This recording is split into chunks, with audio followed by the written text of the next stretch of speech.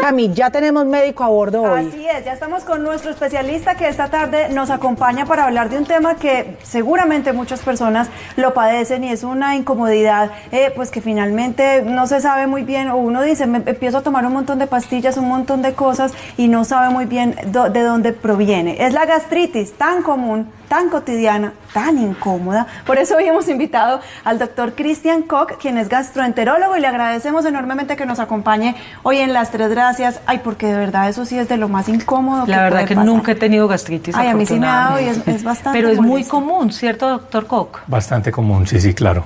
Ante todo, pues muchísimas gracias por la invitación al programa tan interesante, y el objetivo de esto pues es ayudarle a la gente, ¿no?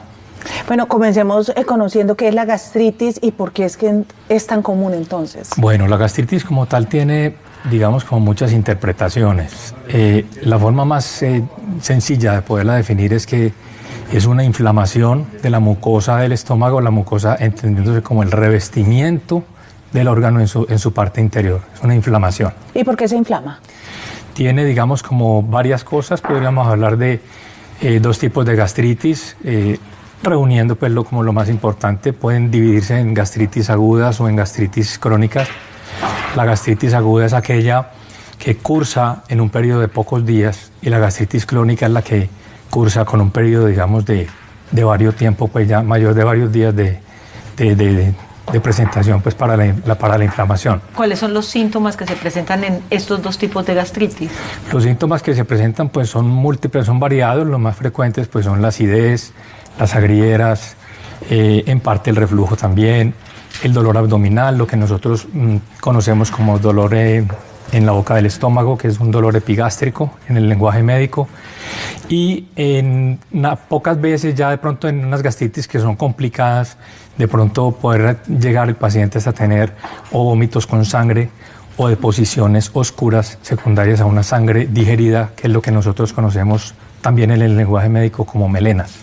Doctor, ¿qué pasa con la alimentación? Porque hay ciertos alimentos que de pronto a algunas personas sienten que les caen pesado, como si le cayera como una bomba directamente donde usted está mencionando la boca del estómago.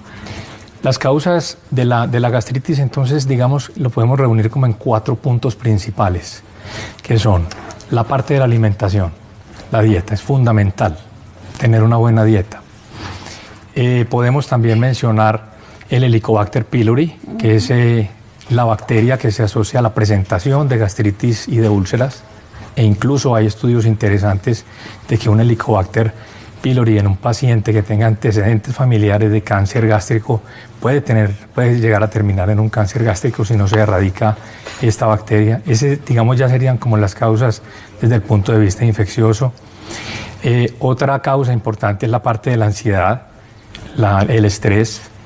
Y finalmente también otra de las causas bien interesantes sería la gastritis medicamentosa, la que es producida principalmente por muchos medicamentos frecuentes que se utilizan a diario por los pacientes, como son los antiinflamatorios no esteroideos, los medicamentos para cualquier tipo de dolor. Y los antibióticos, cuando uno se toma un antibiótico, Dios mío, espera y verá que llega la gastritis después, entonces tiene que tomarse algo más para... Por eso hay muchos que hay que tomarlas con el Claro. estómago, pues después de desayunar, no sé qué, o con agua específicamente, y uno a veces no hace caso a eso, y ahí van las consecuencias. Yo me quiero devolver al tema de la alimentación, siempre me parece interesante. Usted y la comida. La comida y yo somos una. Pero sí me parece muy importante. Hay alimentos que son más irritantes que otros, o que podrían, digamos, ocasionar mayores episodios de gastritis que otros. ¿Cuáles son esos alimentos que Pero también yo no creo que son tiene las... mucho que ver con la individualidad, ¿o no? Sí, los están recomendados. No Sí, sé. la parte congénita es importante también, pero la dieta es fundamental. Todos sabemos pues que produce una gastritis, o nos imaginamos que la produce pues los alimentos demasiado salados, influyen en esto, los alimentos demasiado calientes, los alimentos bastante condimentados, las salsas, los picantes, el licor, la cerveza, El cigarrillo el también. cigarrillo también tiene que ver ahí, El limón tabaco. también, los cítricos. Las frutas que son como muy biches, que están muy verdes, por ejemplo el mango biche, que es tan rico pero que a veces es tan perjudicial. Básicamente esos son como los... Algunas harinas las dietas. también, que hay gente que dice es que cuando como muchas harinas inmediatamente empiezo La harina, también. la parva, el pan, puede también empeorar las... Lo que debería hacer entonces un paciente si presenta esos síntomas con la comida es empezar a analizar cuáles son esos alimentos que para él son irritantes. Exactamente, sí. Y como digamos que la gastritis ya es una consecuencia de los malos hábitos alimenticios que los pacientes tienen.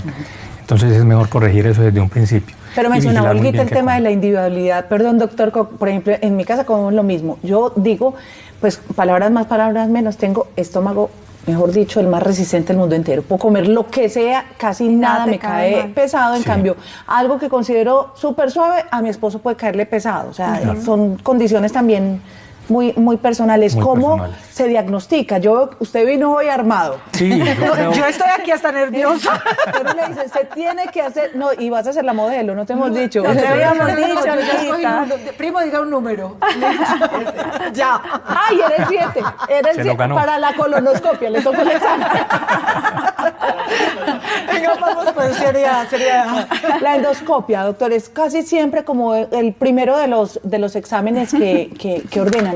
¿En qué consiste este método diagnóstico? ¿Qué Bien, la es? endoscopia es el método diagnóstico pues ideal para poderlo diagnosticar en un sitio pues bien adecuado y con todos los cuidados del caso, que es donde se debe realizar esto con muy buen tiempo y con muy buena sedación intravenosa.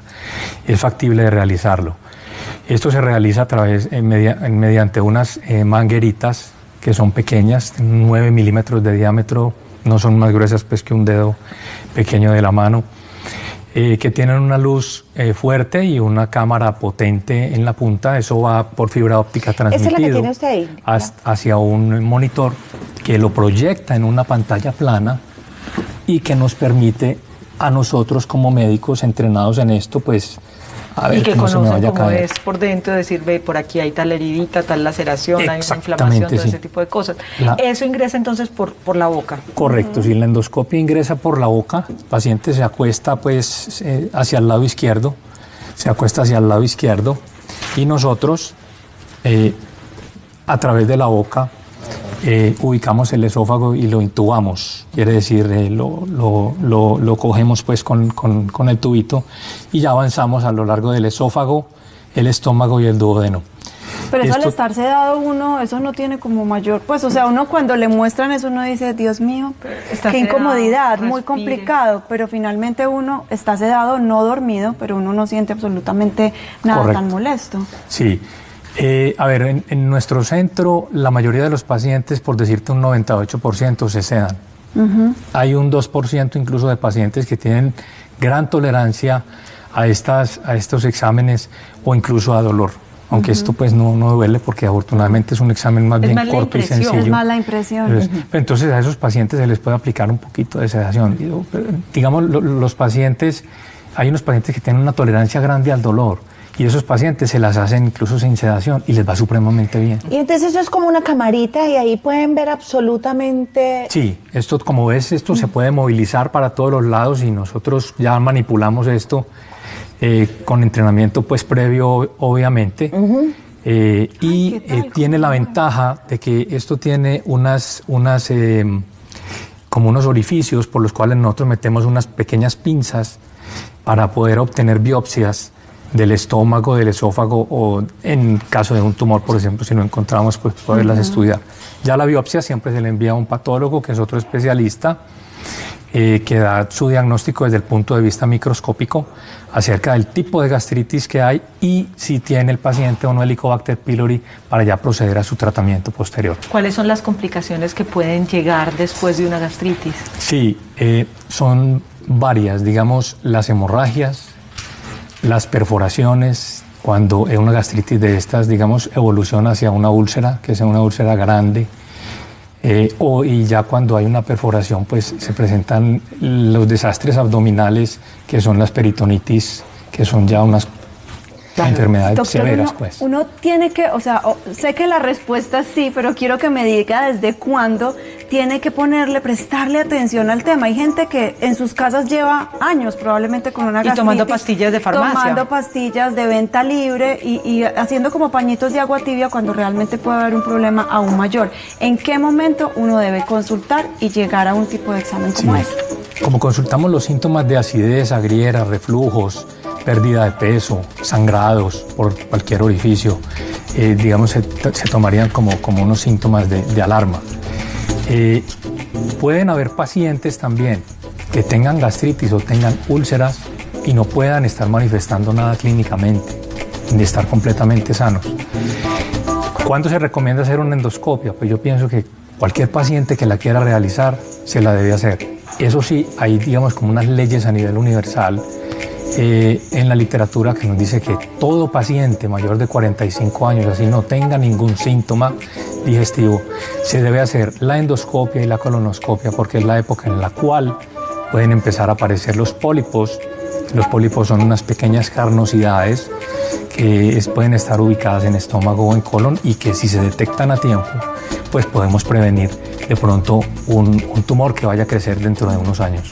Antes de empezar el programa estábamos hablando y nos dijo que el 60% de la población hay veces presenta el Helicobacter pylori. Correcto. Vamos a hacer una pausa y cuando regresemos hablamos del Helicobacter pylori y realmente de qué es. Gracias, Perfecto, doctor Koch. muchas gracias. Sí, y yo también quiero que nos hable, pues, justamente de esos pañitos que mencionaba Cami. Bueno, tome Bicarbonato. leche, antiácidos, Bicarbonato. aloe vera y tantas cosas que vamos viendo por ahí. Más adelante el doctor Koch continúa con nosotros con este Penca interesante sabia. tema. Antes nos separamos un segundito, cumplimos con compromisos y ya volvemos.